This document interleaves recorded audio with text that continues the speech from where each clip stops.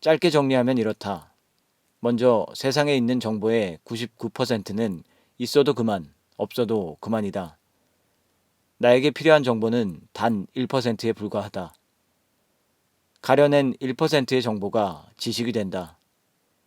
지식을 고민에 직접 활용하면 지혜가 된다. 그러니 지혜가 있다는 건 스스로 가려낸 지식을 삶에 어떻게 녹여내면 좋을지 안다는 뜻이다.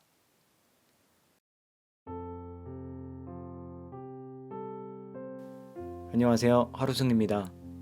오늘 제가 읽어드릴 책은 그럼에도 왜 사느냐 묻는다면 이라는 책입니다. 지은이 미나미 지키사이 백운숙 옮김 출판은 서사원입니다. 그럼 바로 시작하겠습니다.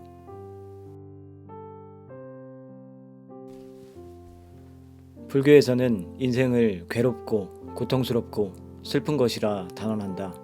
설령 인생이 그럴지라도 생을 마칠 때까지 모든 것을 끌어안고 살아가리라 마음 먹는 것. 이런 용기야말로 고귀하지 않은가. 불교는 살아가기 위한 기술이다. 아니, 정확히 말하면 죽음을 향해 살아가는 기술이다. 불교라는 도구를 가볍게 소개한다는 마음으로 이야기를 풀어보려 한다. 내가 가장 소중하다는 착각.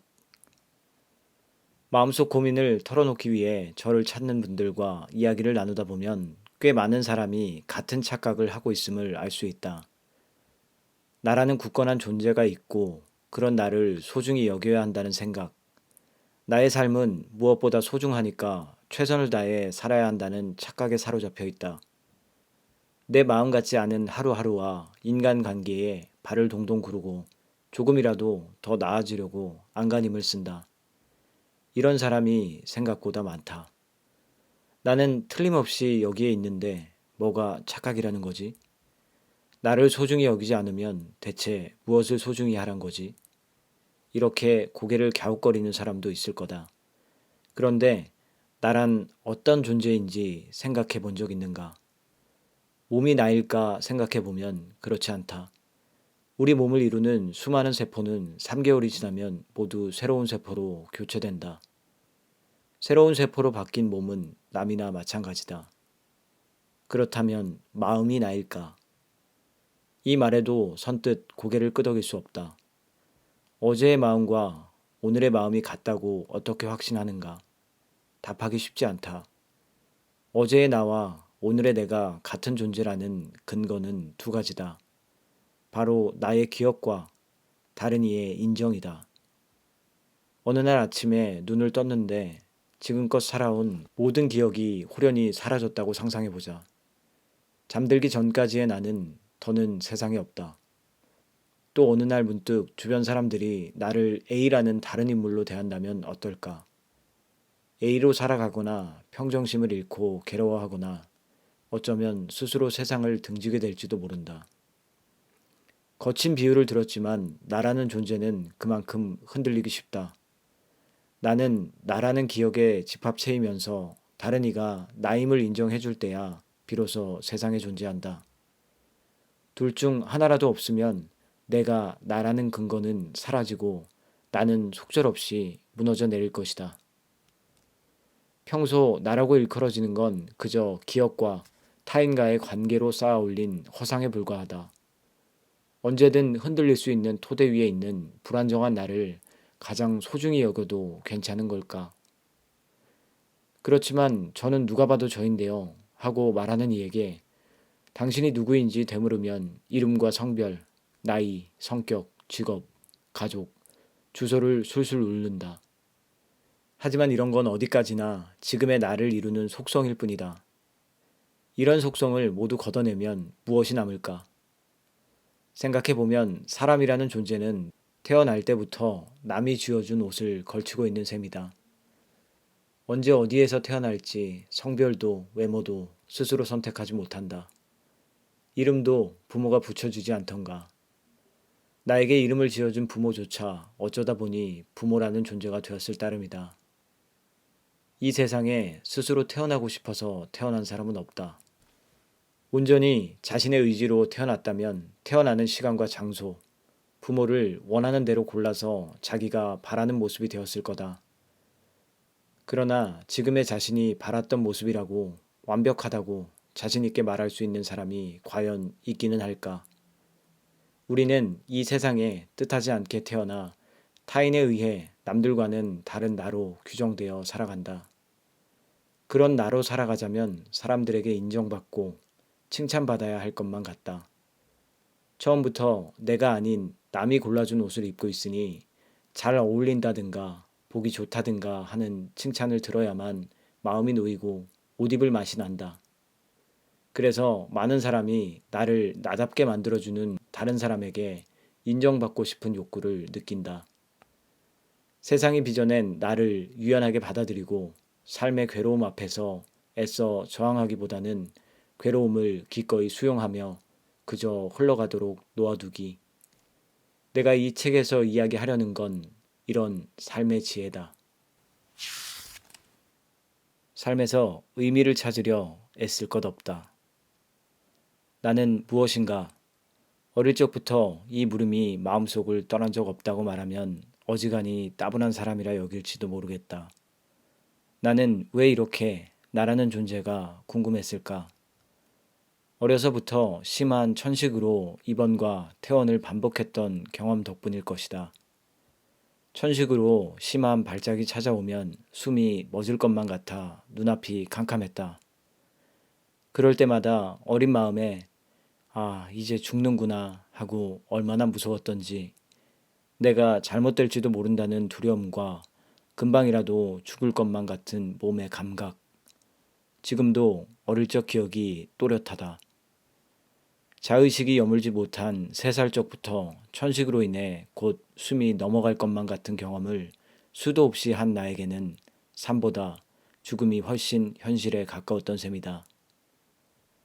학교에 다니면서는 수업을 빠지기 일쑤였고 무얼 하든 반 친구들보다 뒤처졌다.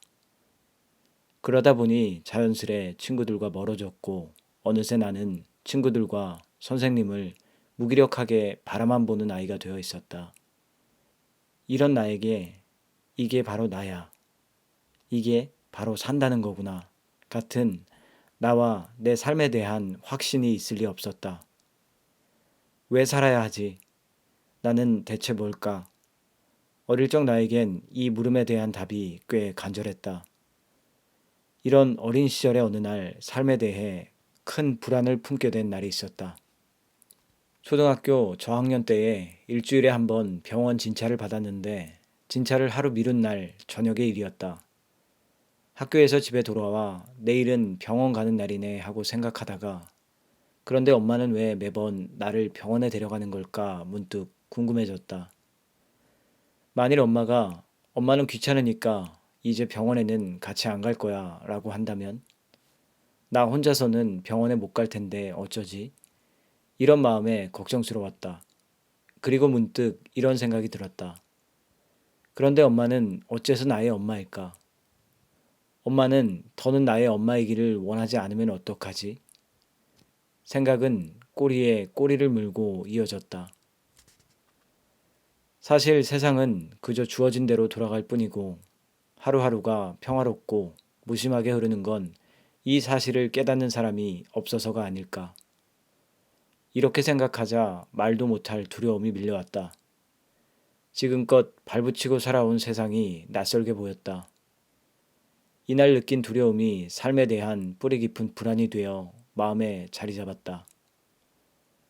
마음에 자리한 불안은 사라지기는커녕 사춘기가 되자 한층 더 부풀어 올랐다. 나는 왜 살아있는가? 나라는 존재의 의미는 무엇인가? 손에 집히는 대로 책을 읽고 사색을 하고 때론 답을 줄 수 있을 것 같은 어른에게 묻기도 했다. 그러나 어떤 책도 어떤 어른도 이렇다 할 답을 주지는 못했다. 그러다가 중학교 3학년 때 교과서에 실린 헤이케모 노가타리에서 재행무생이라는 말을 접했다. 일반적으로 재행무상은 세상의 모든 것은 변한다는 뜻으로 해석된다. 다만 나는 이렇게 받아들였다. 살아가는 것 자체에 특별한 의미는 없다. 나라는 존재에 확실한 근거는 없으며 사람이라는 존재 역시 확고한 근거 같은 건 없다. 2500년 전 석가가 남긴 재행무생이라는 말이 내게 준 가르침이었다. 나는 그제야 불안한 마음을 달랠 수 있었다. 내가 느끼는 괴로움을 껴안고 산 사람이 적어도 한 명은 있었구나. 우리는 스스로 바란 적 없는 이 세상에 태어나 아무 근거 없는 삶을 살아가야 한다. 이런 쓸쓸함과 슬픔을 끌어안고 살아가는 것이 바로 삶이라고 석가는 일러주었다. 삶에 별다른 의미가 없다는 말이 허망하게 느껴질 수도 있다. 하지만 삶에 특별한 의미가 없음을 깨달으면 의미 있고 값진 인생을 위해 치열하게 살지 않아도 된다. 삶의 의미를 찾으려 바득바득 애쓸 필요도 없다. 삶에서 거창한 의미를 찾지 않아도 살아갈 수 있다. 삶의 의미 따위 알지 못해도 우리는 모두 보란듯이 살아가고 있지 않은가. 그런데 대체 인생에 무슨 의미가 있나 고민하고 그럴듯한 말을 접해도 위로받지 못할 때가 있다. 이럴 때는 지금 보는 것과 다르게 볼 수도 있음을 깨달으면 여태껏 보아온 경치가 완전히 새롭게 보인다. 이런 기회의 다리를 놓아줄 수 있는 도구가 바로 불교다. 불교에 일체계고라는 말이 있다. 세상 모든 것은 괴로움이다. 석가는 이렇게 통찰했다. 그러고 보면 세상에는 기쁘고 즐거운 일보다 슬프고 괴로운 일이 더 많지 않은가.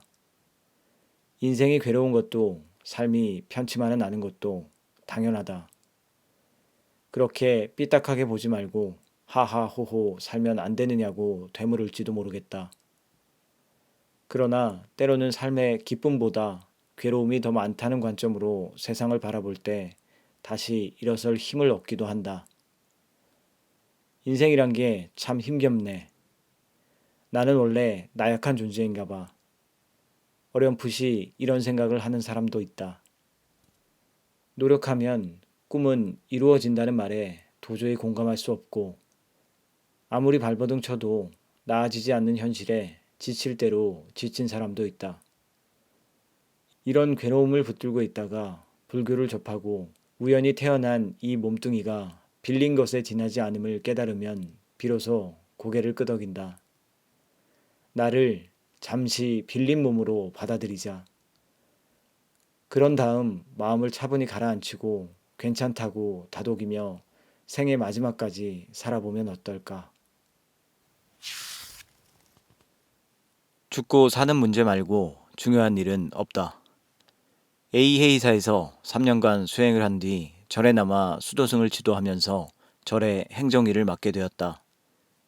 지금 하려는 이야기는 이 시절의 일이다. 스님, 스님! 방에서 책을 읽는데 멀리서 다급한 목소리가 들렸다. 젊은 수도승이었다. 목소리는 점점 가까워졌고 수도승은 스님, 큰일 났습니다 하며 헐레벌떡 방으로 뛰어들어왔다. 죽고 사는 문제 말고 중요한 일은 없네. 나는 읽던 책을 내려두고 이렇게 바로잡았다. 수도승은 그렇네요 라고 대답하며 이내 평정을 되찾았다. 그제야 수도승에게 용건을 물으니 나이 지긋한 스님이 내게 급한 볼일이 있다며 속히 와달라고 했다는 것이다. 나를 찾았다는 스님에게 바로 전화해보니 한시를 다투는 급한 일은 아니었다. 그저 연락을 기다리겠다는 뜻으로 한 말이었다. 상황을 일러주니 수도승은 어쩔 줄을 몰라 했다. 사실 나를 찾은 스님은 나의 업무와는 관계없는 부서에 속해 있는 데다 직책이 높은 분이었다. 평소 엄격했던 나에게 빨리 소식을 전해야 한다고 생각해서 서둘렀던 수도승의 마음도 이해는 되었다. 그러고 보면 사람의 시야는 참으로 좁다. 가로 세로가 10cm인 종이장 위에 지름 10cm인 공을 올린 모습을 상상해보라. 공이 금방이라도 넘쳐 흐를 듯 커 보인다. 마음이 조급할 때는 바로 이런 상태다. 하지만 같은 공을 가로 세로가 1m인 종이 위에 올리면 존재감이 단숨에 쪼그라든다. 공이 참 작구나 할 것이다. 근심 걱정이 마음을 어지럽힐 때도 마찬가지다. 근심 걱정을 공이라고 생각해보자. 시야가 10cm밖에 되지 않는데 지름 10cm인 공을 눈앞에 두면 시야가 깜깜해질 거다. 그러나 시야가 탁 트이면 눈앞에 제 아무리 큰 공이 버티고 서도 당황스럽지 않다. 감히 말하자면 죽고 사는 문제 말고 중요한 일은 없다. 죽고 사는 문제로까지 범위를 넓히면 지금껏 거대해 보였던 문제가 언제 그랬냐는 듯 작아 보인다. 그러면 비로소 침착하게 생각을 정리할 수 있다. 눈앞의 문제가 얼마나 큰가?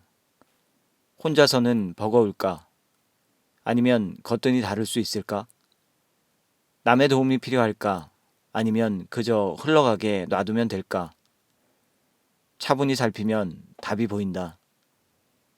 문제를 풀자면 이렇게 바라보아야 한다. 살다 보면 누구나 근심 걱정으로 머리를 싸매게 된다. 일에 치여 힘겨워하기도 하고 타인과의 관계에서 고통스러워하기도 한다. 고민을 털어놓는 분들의 이야기를 들어보면 괴로운 그 마음도 충분히 이해된다. 그러나 차갑게 들릴지도 모르지만 인생에서 죽고 사는 것만큼 중요한 문제는 없다. 살면서 스스로 결정할 수 있는 일은 작은 것들에 불과하다. 때로는 이런 생각이 괴로움에서 우리를 건져주기도 한다. 세상의 정보는 대부분 없어도 그만. 나 자신을 들여다보려면 교양이 필요하다. 이렇게 말하면 책 읽으며 공부하는 게 좋을까요? 라고 묻기도 하는데 그런 뜻으로 하는 말은 아니다. 여기에서 말하는 교양은 흔히 말하는 정보나 지식과는 다르다. 학교를 어디까지 나왔고 책을 얼마나 읽었는지는 교양과 별 상관이 없다. 있어도 그만, 없어도 그만이 아니라 누구에게나 꼭 필요한 것이 바로 교양이다. 왜 교양이 있어야 하는가? 어떤 문제를 생각할 때 밑바탕이 되는 가치관을 갖기 위해서다. 나에게 세상은 어떤 곳인가? 나와 세상은 어떤 관계인가?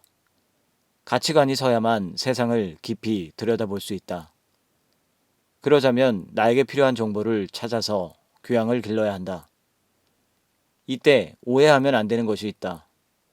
정보, 지식, 지혜, 교양이 모두 다르다는 점이다. 짧게 정리하면 이렇다. 먼저 세상에 있는 정보의 99%는 있어도 그만, 없어도 그만이다. 나에게 필요한 정보는 단 1%에 불과하다. 가려낸 1%의 정보가 지식이 된다. 지식을 고민에 직접 활용하면 지혜가 된다. 그러니 지혜가 있다는 건 스스로 가려낸 지식을 삶에 어떻게 녹여내면 좋을지 안다는 뜻이다. 그런데 지혜가 생기면 교양이 쌓이고 교양이 쌓이면 가치관이 길러지는 거구나 하고 섣불리 생각하면 안 된다. 가치관이 없으면 넘쳐나는 정보 속에서 나에게 필요한 1%의 정보를 가려낼 수 없다. 말하자면 정보, 지식, 지혜, 교양, 가치관은 하나의 순환고리인 셈이다. 그렇다면 가치관과 교양은 어떻게 기를 수 있을까? 앞서 말한 장인 이야기를 떠올려 보자. 하루하루 자신에게 주어진 일을 묵묵히 해내는 장인들이 책에 파묻혀 공부만 할 리는 없다. 그러나 장인에게는 자기 나름의 가치관이 있다. 가치관이 서지 않으면 애초에 남들이 높이 사는 결과물을 만들어내지 못한다. 장인들은 어떻게 가치관을 기를 수 있었을까? 끊임없이 사유하기 때문이다. 이들은 이를 통해 세상을 보는 눈을 길렀다. 자신에게 무엇이 필요하고 불필요한지 안다.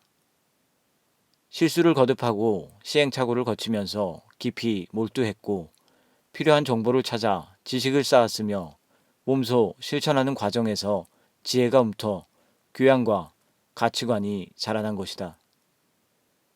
그러면 우리 같은 사람들은 어디에서부터 어떻게 시작하면 좋을까? 먼저 눈앞의 문제를 외면하기보다 있는 그대로 부딪히고 고민해야 한다. 자신의 문제를 올바로 바라보고 상황을 헤쳐나가고 싶다고 진심으로 생각할 때 무언가를 배울 수 있다. 그러자면 제대로 부딪히고 몰두해야 한다. 괴로움에서 벗어나고 싶다고 간절히 바랄 때 우리는 비로소 자신에게 꼭 필요한 정보를 가려낸다. 물론 그런다고 상황이 바로 바뀌지는 않는다. 정보를 어떻게 활용하면 좋을까? 문제를 어떻게 풀어가면 좋을까? 이리저리 고민하다 보면 정보가 가치관으로 바뀌는 선순환이 시작된다. 조금 느릴 수도 있다. 문제를 잘못 짚으면 정보에서 가치관으로 이어지는 순환이 잠시 멈칫하기도 한다. 그러나 이 순환은 느릴지언정 꾸준히 이어질 것이다. 그러다 보면 가치관은 자라나기 마련이다. 인생은 원래 괴로운 것. 저는 부정적인 생각을 많이 하는 것 같아요. 자신감이 없고 아무리 노력해도 늘 불안해요. 절에 와서 이렇게 하소연하는 분들이 부쩍 늘었다. 스스로 걱정이 많다는 사실은 진작부터 알았을 텐데 왜 새삼스레 들추어 또 걱정을 할까? 이야기를 들어보면 제법 안정적인 생활을 하고 있고 딱히 큰 문제가 생긴 것 같지도 않은데 말이다. 그래서 무엇이 어떻게 불안하고 어떤 점에서 자신감이 떨어지는지 구체적으로 물으면 속 시원히 대답하지 못한다. 즐겁지 않으면 불안하다고 여기며 막연히 걱정하는 경우도 많은 것 같다. 요즘 들어 일이 잘 안 풀린다며 한숨부터 푹 쉬기도 한다. 무슨 일이 그리 안 풀리는지 물으면 그게 그냥 이런저런 생각이 들어서요 하고 말끝을 흐리는데 이런저런 생각이 무엇인지 콕 집어 설명하지 못한다. 지금 이대로는 안 된다고 막연히 걱정하는 것이다. 나에게는 그게 부정적인 생각이 든다. 잘 안 풀린다. 라는 딱지를 자기에게 붙여놓고서 더 깊이 생각하기를 포기하려는 것으로 보인다. 하지만 정체 모를 불안감이 있다면 이런저런 생각과 부정적인 생각이 무엇인지 제대로 들여다보아야 다음 발을 내디딜 수 있다. 지금 어떤 문제로 고민이고 무엇이 필요한가? 어떤 상황을 어떻게 바꾸고 싶은가? 이를 제대로 보려면 자신의 상황을 냉정하게 인식하고 진득하게 들여다보는 끈기가 필요하다.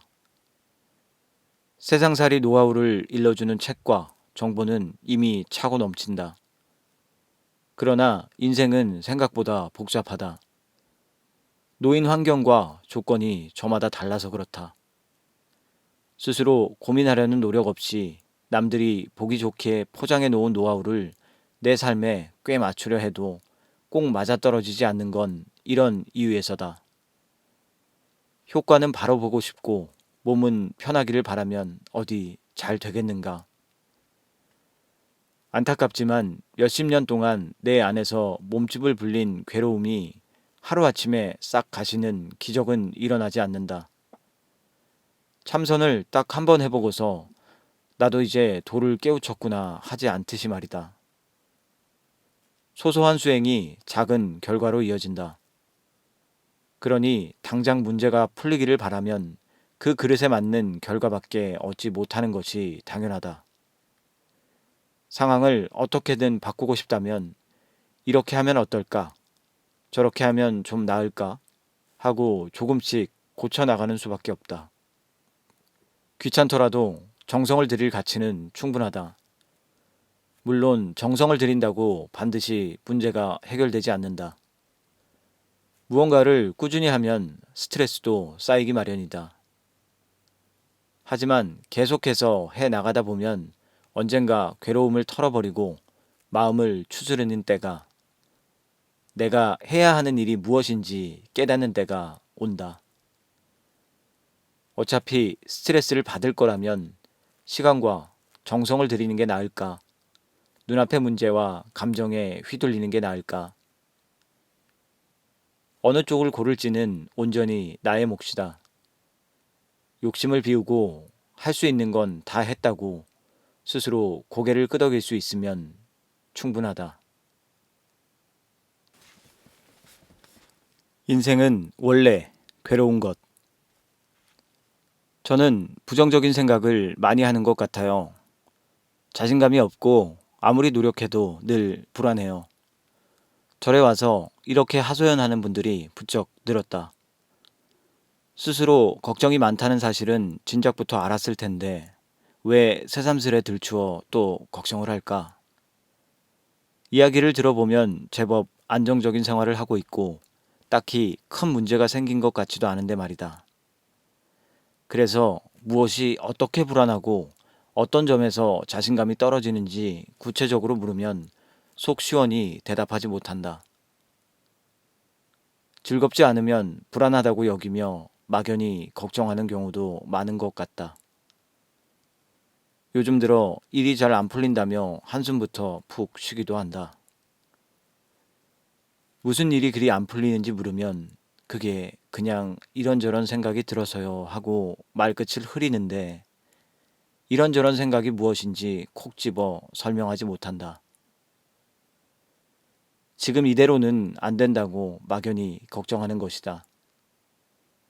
나에게는 그게 부정적인 생각이 든다. 잘 안 풀린다. 라는 딱지를 자기에게 붙여놓고서 더 깊이 생각하기를 포기하려는 것으로 보인다. 하지만 정체 모를 불안감이 있다면 이런저런 생각과 부정적인 생각이 무엇인지 제대로 들여다보아야 다음 발을 내디딜 수 있다.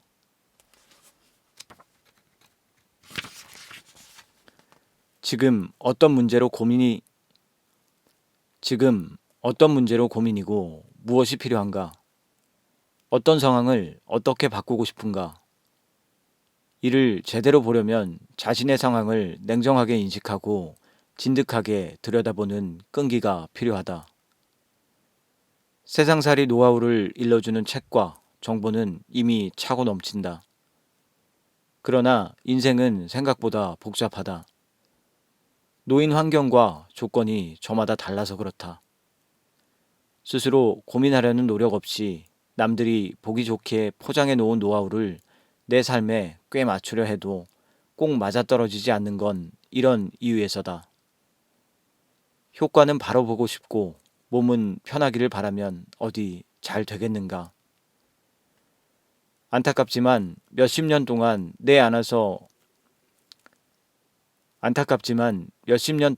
내 안에서 몸집을 불린 괴로움이 하루아침에 싹 가시는 기적은 일어나지 않는다.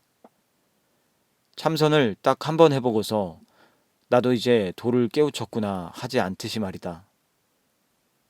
소소한 수행이 작은 결과로 이어진다. 그러니 당장 문제가 풀리기를 바라면 그 그릇에 맞는 결과밖에 얻지 못하는 것이 당연하다. 상황을 어떻게든 바꾸고 싶다면 이렇게 하면 어떨까? 저렇게 하면 좀 나을까? 하고 조금씩 고쳐나가는 수밖에 없다. 귀찮더라도 정성을 들일 가치는 충분하다. 물론 정성을 들인다고 반드시 문제가 해결되지 않는다. 무언가를 꾸준히 하면 스트레스도 쌓이기 마련이다. 하지만 계속해서 해 나가다 보면 언젠가 괴로움을 털어버리고 마음을 추스르는 때가, 내가 해야 하는 일이 무엇인지 깨닫는 때가 온다. 어차피 스트레스를 받을 거라면 시간과 정성을 들이는 게 나을까? 눈앞의 문제와 감정에 휘둘리는 게 나을까? 어느 쪽을 고를지는 온전히 나의 몫이다. 욕심을 비우고 할 수 있는 건 다 했다고 스스로 고개를 끄덕일 수 있으면 충분하다.